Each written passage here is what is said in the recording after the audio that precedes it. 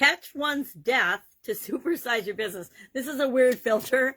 And our idiom, our December idiom for today is to catch one's death, which means it's from the mid to late 1600s in English, and its current meaning means to catch a cold or to become very ill or to warn someone that they're going to become ill if they're not careful. It has to do with very, very cold weather, which is why in Wisconsin and in the north, we layer up. We wear lots of layers. We have layer upon layer upon layer, sweaters, hand warmers, foot warmers, all kinds of crazy things that help to keep us warm so we don't get too cold and get sick and catch our death. Now, despite the era of COVID, colds and flus and sinus infections and tonsillitis and all kinds of throat things and upper respiratory things, pneumonia are still really, really common, especially as the weather changes and gets bad.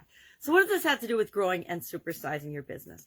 Well, I didn't think there was much of a connection at first, but then I got to thinking about it like I usually do when I'm looking at our idioms and realized there's a whole lot of ways to tie this into running and growing and building and supersizing our business. First of all, my question for you is, are you one of those people that prefers hot or cold, to be hot or cold? It's interesting in our household. My kids think that they're polar vortex babies is the joke. My granddaughter and my son and my daughter, they are very tolerant of the cold. And I am just the opposite. I like to be warm. I don't like to be cold no matter what. So I bundle up and layer up long before any of them do as the weather changes here in Wisconsin. So do you prefer hot or cold? That's just a personal question. I'm kind of taking an informal survey. But what does this have to do with our business? Number one, our mindset and our beliefs determine everything.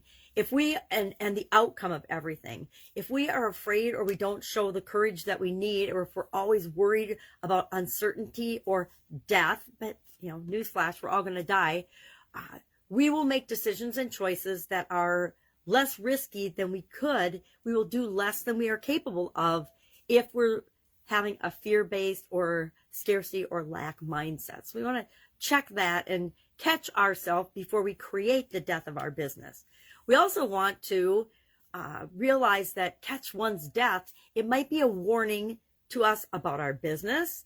It might be a warning about our careers or the direction we're going in our life. It might be the ending of a project. Any kind of ending is often synonymous with death of a project, end of a career, death of a career.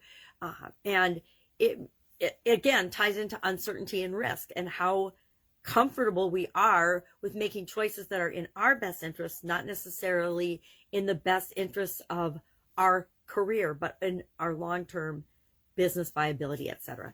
We also need to remember that someday we're all going to die. So what is our exit strategy? What is our plan for our business? What is our legacy? What are we creating? And how does that enter into? And are we taking into consideration that we don't want to do all the things that we're doing right now for the rest of our lives? At least I know I personally don't with respect to the current businesses I'm growing. I am doing things that I don't plan on doing as soon as I can hand them off to someone else, if that makes sense.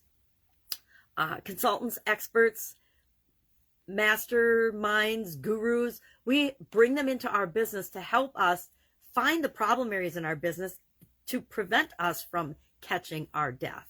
I work with thousands of businesses a year, and my role is to be an outside set of eyes looking in to see where are potential hotspots, potential challenge areas, potential blocks or roadblocks to growth, where are potential problems, so that we put systems and processes and people and resources in place to ensure that they don't become the death of the organization. So I'm really curious to see what your thoughts are on this particular idiom, this expression. I have probably said catch your death more than, catch your death of cold or catch your death with respect to warning my kids to bundle up and be safe when they're going outside, usually snowboarding or doing some other winter sport, that it's cold. And I will admit, I used to love winter sports when I was younger because it makes the winter go by really fast. But the older I get, the less I like being cold. So I've always got my little Afghans and my little layered look on to make sure that I don't feel cold or chilled. And I'm usually consuming a hot beverage.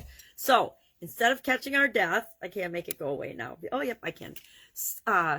what does this mean to you? Can you see how it would apply to your business? And is there anything that you can see that you need to do or put in place, or ask yourself in order to identify your exit strategy? Know that you have one, your legacy. Do you need to call in some coaches and consultants and do an audit of your business to say, okay, what's going on here? Are we in trouble? Are we taking on more risk than we ought to? Are we risking more than we need to? Do we have an emergency action plan? I guarantee that there are millions of businesses that, since the COVID pandemic, and prior to it, never had an emergency action plan, but I guarantee millions of them have emergency action plans now. I also will admit that prior to 2020, I have not ever created an emergency action plan that had a pandemic as a possible outcome. And for some of them, looking back now, I think I absolutely positively should have, but there again, lessons learned. Definitely have them now. So that's our idiom for today, our December idiom with our little Santa bear, reindeer bear, whatever. Wishing you an awesome day. We will talk about cold weather, because it's cold in December in Wisconsin, ending of things, and the holiday, of course, Christmas holiday, during the month of December, and our idioms, and we'll tie them into how they help us to grow and supersize our business. Any questions, any comments, any concerns, hit me up. Otherwise, I will be with you tomorrow, because I don't plan on today being the death of me. Have a great day.